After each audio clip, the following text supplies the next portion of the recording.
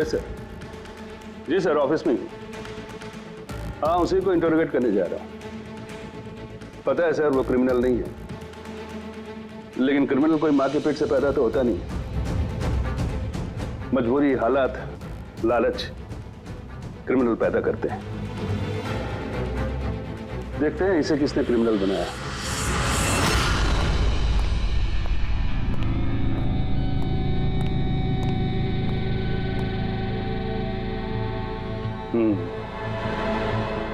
अब ये case CID नहीं, क्राइम ब्रांच को सौंप दिया गया है।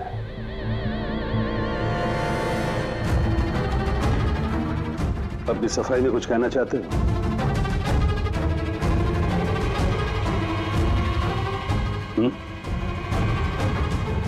मैं deputy commissioner of police Rajeev, बहुत सुना है तुम्हारे बारे में, लेकिन कभी सोचा नहीं था इस हालत में मुलाकात होगी। मैंने भी बहुत सुना आपके बारे में सर। सुना है काफी सख्त ऑफिसर हैं आप। फिर तो तुम समझ गए होगे, थोड़ी सी भी ढील मैं तुम्हें दूंगा नहीं। कानून सबके लिए बराबर होता है सर। अगर मैंने गुनाह किया है तो सजा का उतना ही हकदार हूं जितना कि कोई आम मुजरिम। विक्रांत को क्यों मारा तुमने? उसे मारने की कोई वजह नहीं थी मेरे पास। अच्छा, तो फिर गोली क्यों चलाई? पता नहीं, बस चल गई। चल गई? चल गई मतलब? ट्रिगर पे उंगली रख के ट्रिगर दबाया था ना तुमने? मैं सिर्फ उसको डरा रहा था। डरा रहे थे, लेकिन तुम वहां करने क्या गए थे? पुलिस उसे कोर्ट ले जा रही थी ना?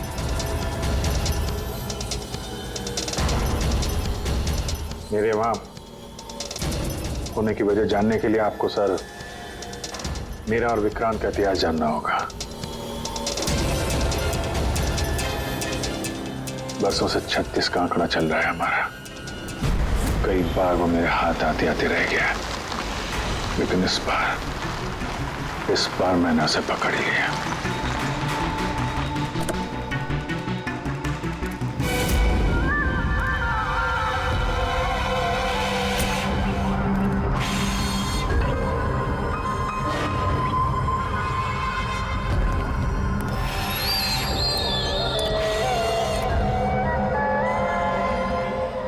माल लाया? जी, आपने जितना बोला था उतना है।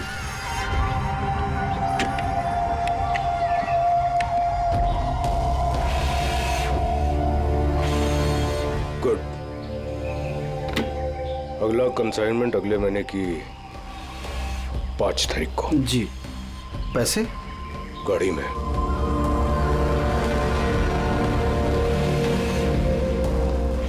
क्या बात है, इतना पसीना क्यों आ रहा है?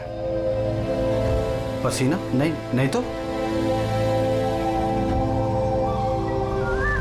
जिस स्कूल में तुझे एडमिशन नहीं मिला था ना, उस स्कूल का हेडमास्टर था मैं। क्या छुपा रहा है? नहीं, कुछ भी नहीं। ओह, तो ये बात है। किसने भेजा? सीआईडी को बुलाया तूने? विक्रांत को धोखा देना बहुत महंगा पड़ेगा तुझे।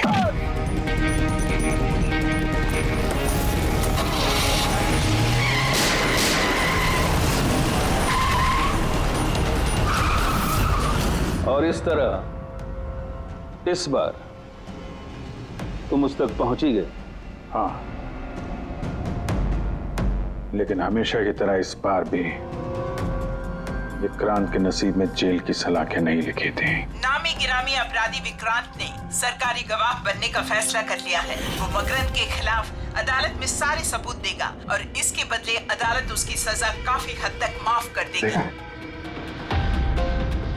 इन अपराधियों को पकड़ने के लिए हम लोग दिन रात एक कर देते हैं, अपने खून पसीना बहाते हैं। क्या इसलिए कि अदालत उनको दोबारा जुर्म करने के लिए छोड़ दे?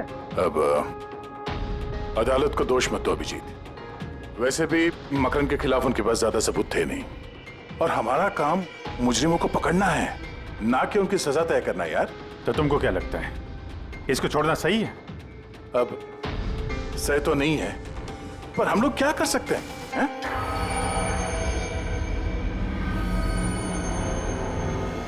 कर सकते हैं दया,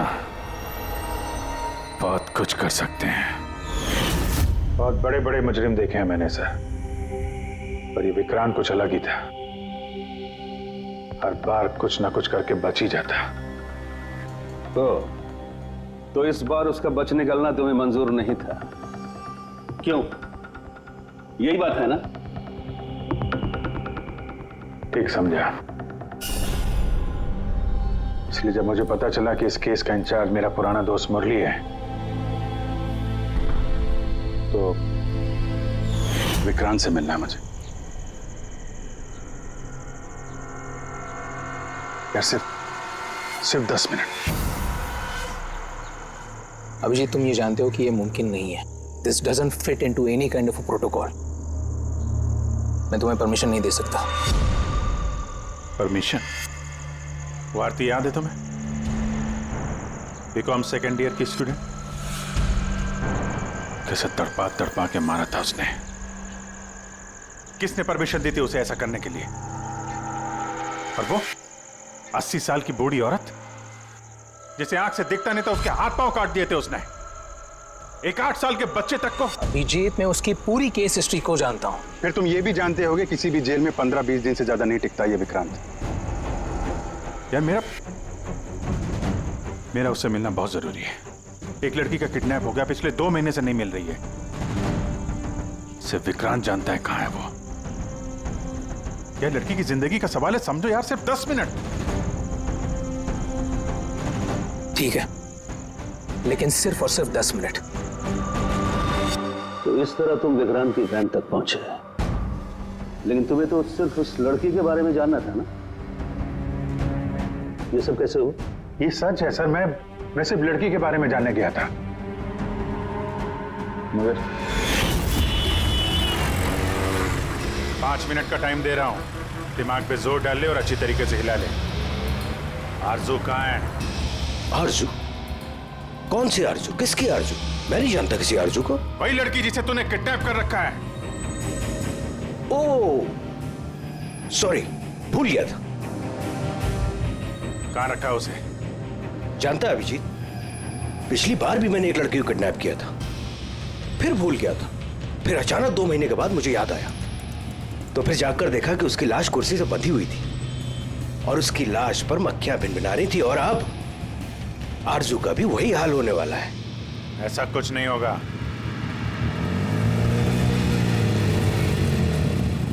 कहां है आरजू? हाँ, याद आया, मेरी जेब में, निकाल ले।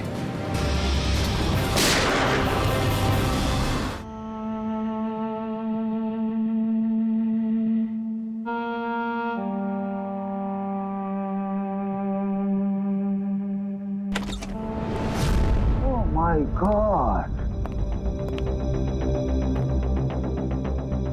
Oh God!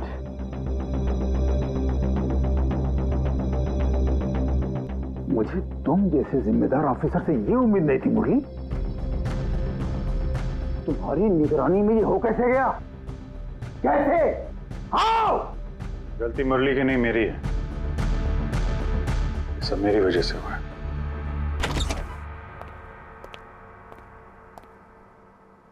वाह वाह, क्यों एसीपी साहब, बड़ा गर्व हो रहा होगा आपको। तो इतिहास में पहली बार किसी सीआईडी ऑफिसर के हाथों खून हुआ है, और वो भी एक सरकारी गवाह का। चैन साहब, आपको जो कुछ कहना है मुझे कहिए।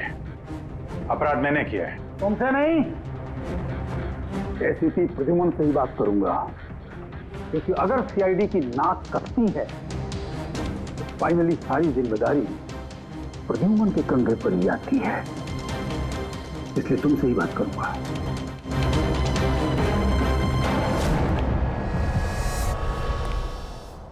कैसे हुआ ये सब? पता नहीं सर कैसे हो गया। मैं तो सिर्फ उसे गन दिखा के डरा रहा था सर। गोली चलाने का कोई इरादा नहीं था सर मेरा। अच्छा। तो तुम सिर्फ गन दिखा रहे थे, हाँ? और गन अपने आप चल गई। तुम सीआईडी ऑफिसर हो या कोई नौसिखिए? I mean amateur shooter. मैं पहला सवाल, तुम वहां गए क्यों थे? जब कानून अपना काम कर रहा था तो तुमसे किसने कहा था बीच में टांग अड़ाने के लिए? जैन जी प्लीज, आप जरा शांति से बात कीजिए। अभिजीत एक सीआईडी ऑफिसर है, कोई राह चलता आदमी नहीं। देखो, अभिजीत मेरे लिए सिर्फ और सिर्फ एक मुजरिम है, मकरंद की तरह। हाँ, वैसे कितने रुपए लिए तुमने मकरंद से विक्रांत को मारने के लिए?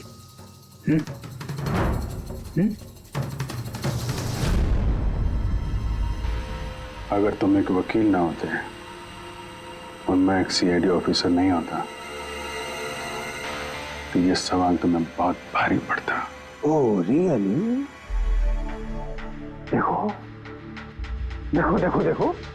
ऐसे थे प्रद्युमन। इसके तेवर तो देखो, फोन करके बैठा है और मुझ जैसे लॉयर को, सीनियर लॉयर को धमकी दे रहा है। ऐसे चार्जेस लगाऊंगा सात जन्मों तक जेल में बैठ के सोओगे। ये चीज हो गए तुम वहां। मानता हूं गोली चलाई मैंने सर, विक्रांत को मार दिया, लेकिन उसे मारने का कोई इरादा नहीं था मेरा। खून सिर्फ खून होता है अभिजीत। इरादा चाहे कुछ भी हो, गलत या सही कोई फर्क नहीं पड़ता। अदालत में ये सब काम नहीं आए। ये प्रोसिक्यूटर, जैन, मीडिया वाले धज्जियां उड़ा देंगे तुम्हारी, धज्जियां। इस जुर्म की सजा भुगतने के लिए मैं तैयार हूं सर, लेकिन जयंत और मीडिया वाले जो मुझ पर इल्जाम लगा रहे हैं मकरंद से मिले होने का, यह मैं कभी बर्दाश्त नहीं कर सकता। अभिजीत, फिर तो तुम्हें कोई नहीं बचा सकता।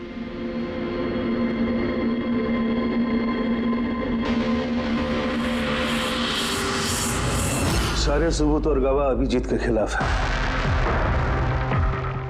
यानी कोई उम्मीद नहीं है सर? कैसे उम्मीद है? अभिजीत ने खुद कन्फेस किया है कि गोली उसी ने चलाई।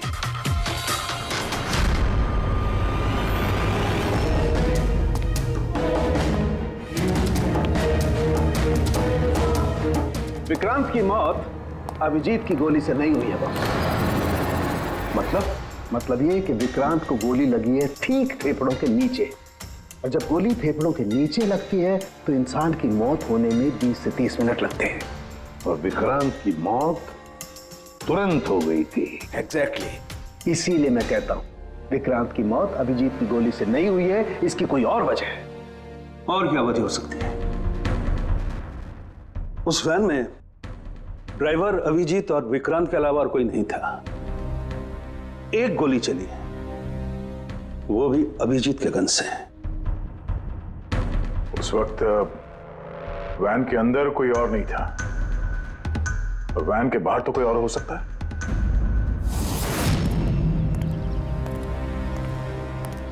अभिजीत, उस वक्त गाड़ी के बाहर कोई था जिस वक्त गोली चली? नहीं, एक्चुअली पता नहीं, क्योंकि मेरा पूरा ध्यान तो विक्रांत पे था। अभिजीत ठीक से याद करके बताओ, गोली चलने से पहले क्या हुआ था? कुछ अजीब हुआ था? कुछ भी? गोली चलने से पहले मैं विक्रांत से बात कर रहा था और हाँ, अचानक अचानक वैन को झटका लगा, गाड़ी हिल गई और विक्रांत भी थोड़ा गिर गया और मेरा भी संतुलन बिगड़ गया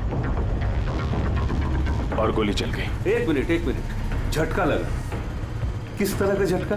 जैसे सड़क पे अचानक से कोई गड्ढा आ गया, पूरी वैन हिल गई।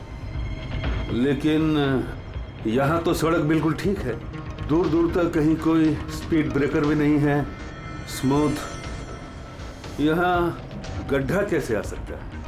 हाँ साहब, झटका लगा था। मेरी पूरी वैन यूं दाईं तरफ मुड़ गई थी।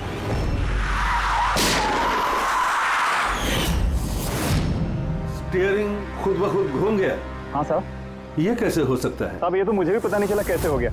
इससे पहले कि मैं वैन को संभाल पाता, पीछे से गोली चलने की आवाज आ गई।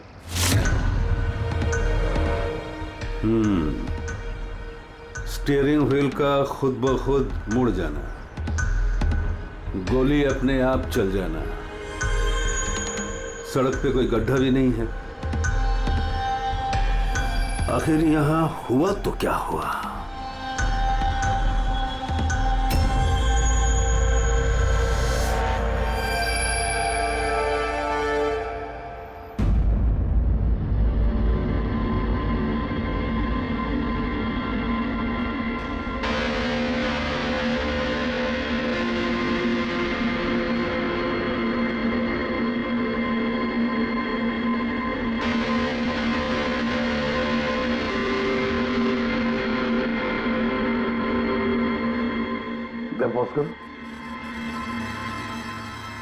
ये देखो, जब ये हादसा हुआ तो ये काली एसयूवी, ये काली गाड़ी उस वैन के बगल में से पास हुई। मतलब सर, विक्रांत का खूनी शायद इसी गाड़ी में? हाँ, हो सकता है। सर, ये गाड़ी कहीं रुकी नहीं सर, ये सीधे सीधे चली गई और दूसरी गोली की आवाज भी नहीं आई। और एक बात नोटिस की तुम लोगों ने, 11:17 पर वो काली गाड़ी पास हुई वैन के बगल से और एग्जैक्टली 11:17 पर विक्रांत की घड़ी भी बंद हो गई। हाँ सर, अभिजीत की घड़ी भी 11:17 को ही बंद हुई थी। हाँ? ये दोनों घड़ियों का एक साथ बंद होना और इस कार का ठीक 11:17 पे वहां से गुजरना, ये संजोग नहीं हो सकता। बिल्कुल सर, बिल्कुल सही कहा आपने, ये कोई संजोग हो ही नहीं सकता। जरूर कोई ना कोई राज छुपा है उस काले रंग की एसयूवी में जो अभिजीत की बेगुनाही साबित करेगा। तो यहाँ इस फुटेज में इस गाड़ी का नंबर तो दिख नहीं रहा है। इस जगह से 5 किलोमीटर दूर सर टोल नाका है, वहां के सीसीटीवी फुटेज से शायद इस कार की डिटेल मिल जाए। हाँ।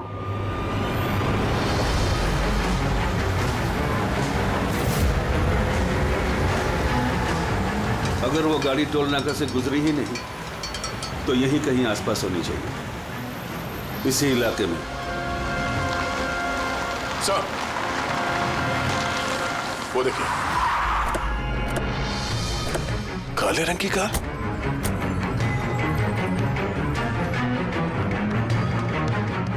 Oh no. फ्रेडी, जरा आगे चेक करो।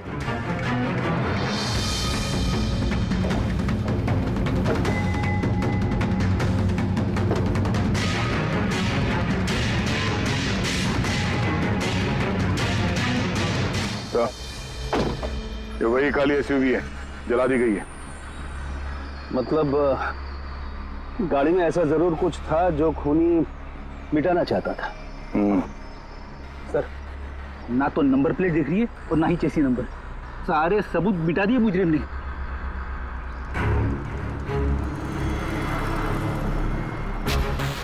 ओह, बड़े एक काम करो, जरा आसपास पूछताछ करो, देखो किसी ने यहाँ पे कुछ देखा है क्या।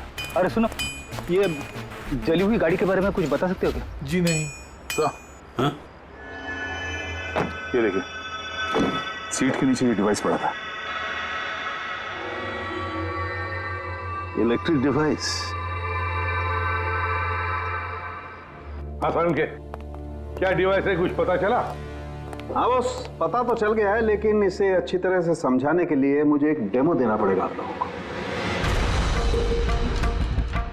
मान लीजिए कि ये विक्रांत है और हम इसे मारना चाहते हैं, लेकिन हम इसके करीब नहीं जा सकते। तो फिर इसे कैसे मारा जाए?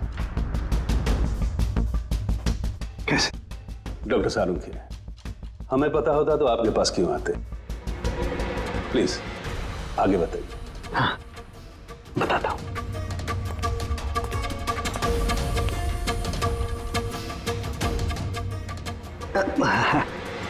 आप थोड़ा पीछे हट जाइए प्लीज। Thank you.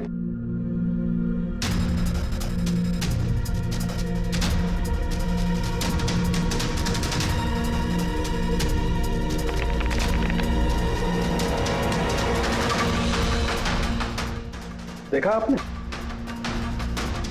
बॉस, बिना नजदीक जाए इसे ऐसे मारा जा सकता है। ये आपने किया कैसे सर? क्योंकि जैसे ही हमें इस डिवाइस के बारे में पता चला, हमने विक्रांत के पुराने मेडिकल रिपोर्ट्स मंगवाए जेल में से।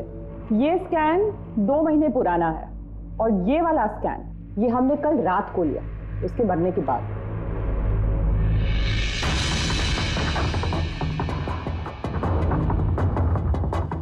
यार सारंगी, इस पहले वाले स्कैन में एक छोटी सी चीज अटकी हुई है वहां उसके सिर में। वही चीज इस 2 महीने बाद वाले स्कैन में शिफ्ट हुई है, हिल गई है, पीछे आ गई है। और ये छोटी सी चीज एक शार्पनेल है बॉस, यानी गोली का छोटा सा टुकड़ा। और फिर ये शार्पनेल वहां से इस तरफ शिफ्ट हो गया, जिस वजह से विक्रांत की सबड्यूरल हेमेटोमा यानी ब्रेन ब्लीडिंग की वजह से मौत हो गई। पर ये शार्पनेल अपनी जगह से हिला कैसे? उसी डिवाइस की वजह से जो हमें जलती हुई गाड़ी में से मिला। तो गोलियों के टुकड़े को हिलाने का डिवाइस ही है? सिर्फ गोली नहीं दया, इसने और भी बहुत सारी चीजें हिलाई, जैसे कि विक्रांत के हाथों की हथकड़ी, पुलिस वैन का स्टीयरिंग व्हील, दोनों के हाथ की घड़ी के कांटे, यहां तक कि अभिजीत की गन भी। मतलब लोहे की चीजें? तो जितनी भी लोहे की चीजें हैं वो हिल गई उस डिवाइस की वजह से। Exactly boss. और लोहे का सबसे बड़ा आशिक है मैग्नेट, चुंबक। बॉस, ये है वो चुंबक जिसके जरिए मैंने इसे उड़ाया। यानी उस काली वैन में भी एक ताकतवर लौ चुंबक था, जिसकी वजह से पूरी की पूरी वैन दाईं तरफ चली गई और अभिजीत की मेटल की गन वो भी अपने आप चल गई। हाँ, और विक्रांत के सिर में जो अटका हुआ शार्पनेल का टुकड़ा है वो भी शिफ्ट हुआ। सर, इतनी प्लानिंग के साथ तो वही मार सकता है जिसे शार्पनेल के बारे में पहले से पता था, उसका कोई करीबी। मकरंद। मकरंद मतलब अभिजीत सर बेगुनाह? No, not at all. इतनी जल्दी किसी नतीजे पे पहुंचना ठीक नहीं होगा। मकरंद के खिलाफ जब तक हमको पक्का सबूत न मिल जाए, कानून की नजर में अभिजीत ही दोषी है। मकरंद के खिलाफ सबूत तो वही देगा ना जो विक्रांत के सेफ हाउस के बारे में जानता था, वरना मकरंद को कैसे पता कि विक्रांत किस रास्ते से कोर्ट पहुंचेगा। और विक्रांत की खुफिया जानकारी सिर्फ मुरली और उसके बाकी साथियों के पास थी। आप लोग ऐसा सोच भी कैसे सकते हो सर कि हम में से कोई गद्दारी कर सकता है? जितने ईमानदार आप लोग हैं ना, उतने ईमानदार हम लोग भी हैं। विक्रांत को कहां और कौन से सेफ हाउस में रखा गया था ये सिर्फ आप लोग जानते थे और कोई नहीं। ये सच है ना? हाँ सर, नहीं पता थी। यहाँ तक हमारे घर वालों को पता नहीं थी, तो फिर हम बाहर वालों पे क्यों इल्जाम लगाएंगे? शायद पैसों के लिए किसी ने मकरंद को यह जानकारी दी हो। प्लीज साहब, हम भी पुलिस वाले हैं, जान की बाजी हम भी लगाते हैं। आप इस तरह इंफॉर्मेशन कहीं ना कहीं से तो लीक हुई है मुरली। हाँ सर, एक्चुअली मैं भी वही सोच रहा हूँ, क्योंकि सेफ हाउस में 24 घंटे सीसीटीवी कैमरे लगे हुए थे, तो अगर भी कोई बाहर वाला अंदर नहीं आ सकता। क्या कहा आपने? चाहकर भी कोई बाहर वाला अंदर नहीं आ सकता? हाँ सर। झूठ! बाहर वाला कोई भी अंदर नहीं आया था। हाँ? क्यों? I am sorry sir, actually Jain ji कभी कभी आते थे। कभी कभी जयंत जी आते थे। Yes sir. और कभी कभी जयंत जी किस लिए आते थे? क्योंकि जयंत जी मकरंद को हर हालत में जेल तक पहुंचाना चाहते थे। अच्छा, तो कहीं ये जयंती वो गद्दार तो नहीं है? वैसे भी कुछ ही दिनों में रिटायरमेंट होने वाला था, आखिरी केस था उनका। सोचा होगा संन्यास लेने से पहले थोड़े बहुत पैसे बना लो। सर, हाँ सर, वाकई जयंत ने काफी पैसे बनाए। अभी 10 दिन पहले इसने पुणे में 10 करोड़ का फार्म हाउस खरीदा है। क्या? हाँ सर, ये रहे उस पार्टी के फोटोग्राफ।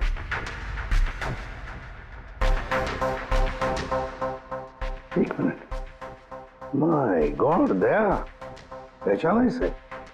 हाँ सर, ये तो जोगी है, मकरंद का खास चेला। जोगी मकरंद का खास चेला, और वो भी जयंत की पार्टी में।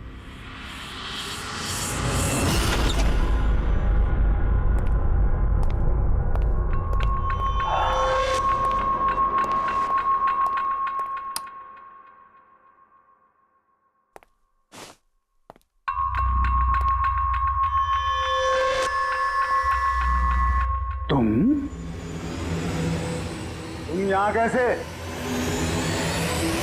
और मेरे घर में घुसे कैसे? हाँ? मुजरिमों को उनके बिल से निकालने के लिए बिल के अंदर तो घुसना ही पड़ता है जैन साहब। मुजरिम मुजरिम मैं हूं या तुम? मैं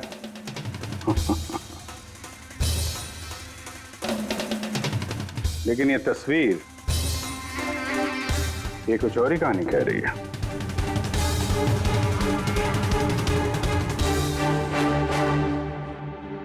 नो, आई डोंट नो, मैं नहीं जानता इसको। नहीं जानते? कमाल है, बहुत भोलेपन का नाटक कर रहे हो जयंत साहब। मकरंद के पैसों से ये फार्म हाउस खरीद लिया, और अब उसके चेले जोगी को पहचानने से भी इनकार कर रहे हो। What nonsense! कौन जोगी? कैसा जोगी? मैं किसी जोगी वोगी को नहीं जानता। अगर नहीं जानते तो ये जोगी तुम्हारी पार्टी में क्या कर रहा था? देखो, मेरी पार्टी में 400 से ज्यादा लोग आए थे। अब मैं हर एक को तो नहीं पहचानता ना। और रहा सवाल मेरे फार्म हाउस का, तो मेरी जिंदगी भर की खून पसीने की कमाई है, समझे? मकरंद की बात कर रहे हो ना तुम? वो देखो, उस केस में उसके खिलाफ सारे सबूत मौजूद हैं। विक्रांत ने मरने से पहले मुझे सारे सबूत सौंप दिए थे। मकरंद को तो मैं फांसी पर लटकाऊंगा, और साथ में तुम्हें भी। लाइट हो क्या हुआ? स्विच तो ऑन है। हुआ क्या लाइट को?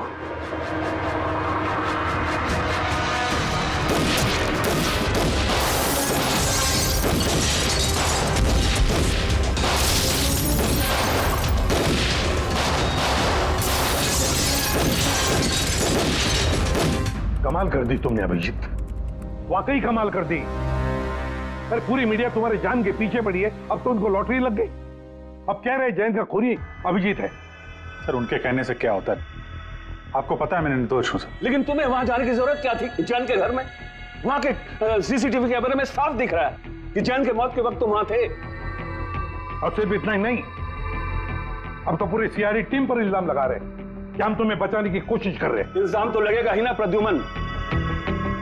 जयंत मकरंद के खिलाफ नया सबूत पेश करने वाला था अदालत में, और ठीक एक दिन पहले उसकी मौत हो गई।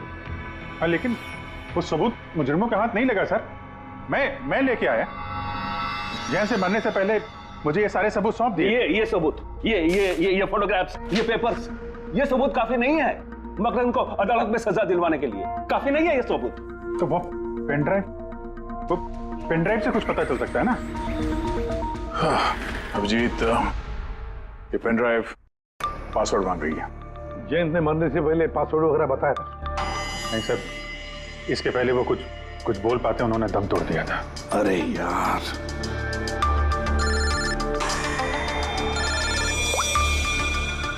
हेलो, हाँ पूर्वी। अच्छा, ओके, ठीक है सर। पता चल गया जोगी को जैन जी की पार्टी में कौन लेके गया था। कौन लेके गया था? खुद जैन जी की पीए सोनल।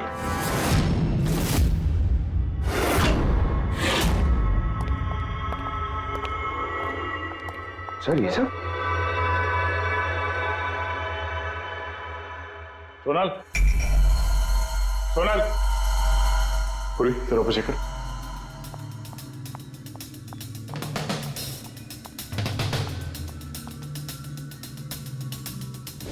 Sonal,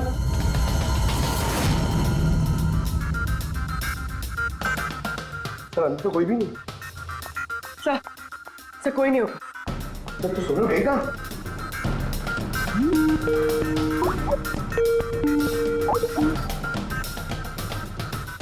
video call?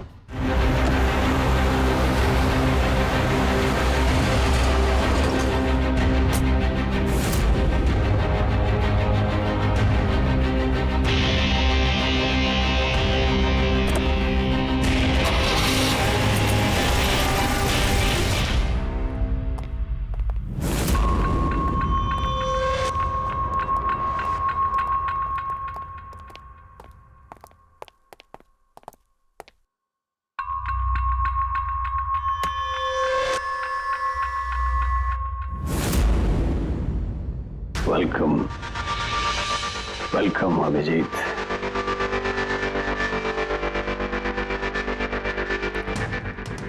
मकरंद के आशियाने में तुम्हारा स्वागत है।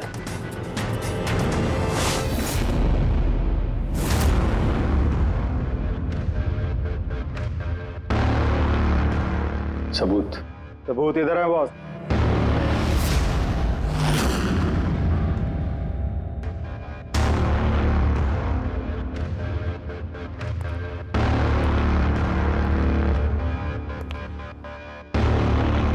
मकरंद, सबूत तुम्हें मिल चुका है, अब सोनल को जाने दो।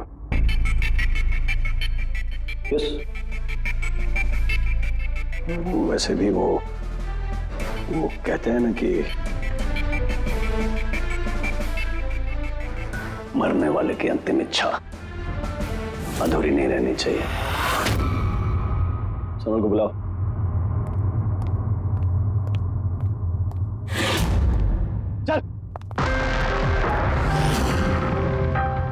सर आप?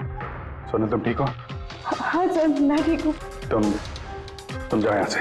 लेकिन सर आप? मेरी चिंता मत करो, तुम निकलो, जाओ।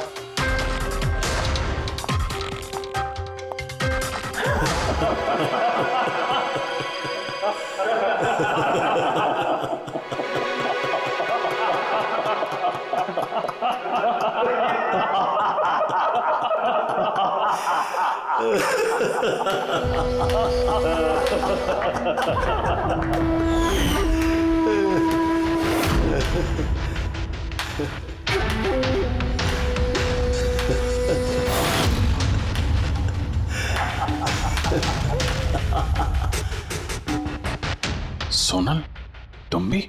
मानते हो ना मेरे दिमाग को? तुम सीआईडी वालों को भी मैंने चकमा दे दिया।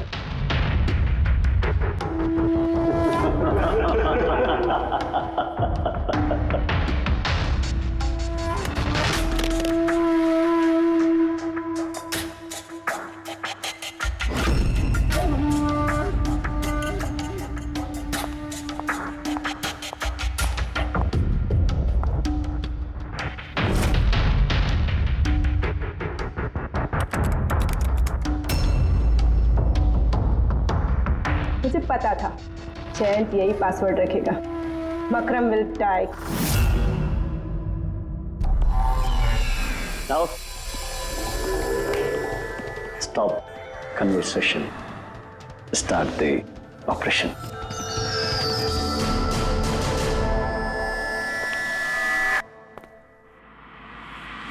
मरने का टाइम हो गया। टाइम हो गया? नहीं तो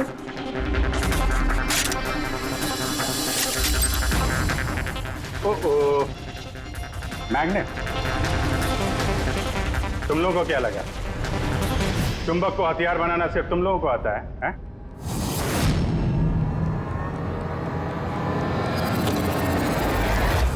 इस ब्रीफ केस में वैसा ही चुंबक है जैसा तुम लोगों ने उस गाड़ी में लगाया था विक्रांत को मारने के लिए। मकरंद, खेल खत्म तुम्हारा।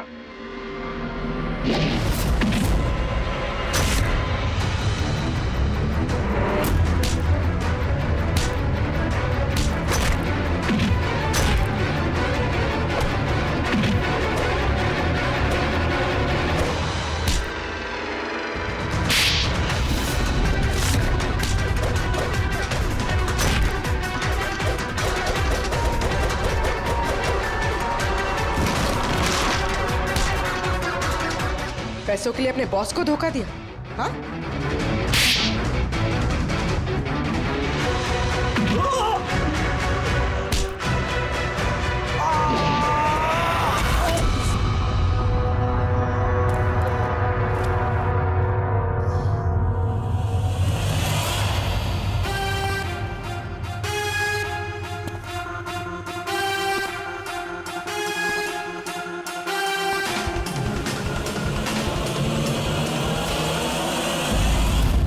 Morning sir. Congratulation Abhijeet, finally तुम पर लगे सारे इल्जाम आज धुल ही गए और एक बार फिर उसी गर्व के साथ तुम सीआईडी की ड्यूटी ज्वाइन कर सकते हो। Thank you sir. सर, हमने आरजू को बचा लिया है सर। मकरंद के साथियों को पता था कि विक्रांत ने उन्हें कहाँ कैद करके रखा था। बस जयंत जी का सपना पूरा नहीं हो पाया मकरंद को जेल भेजने का। चलो जो भी है, all well that ends well.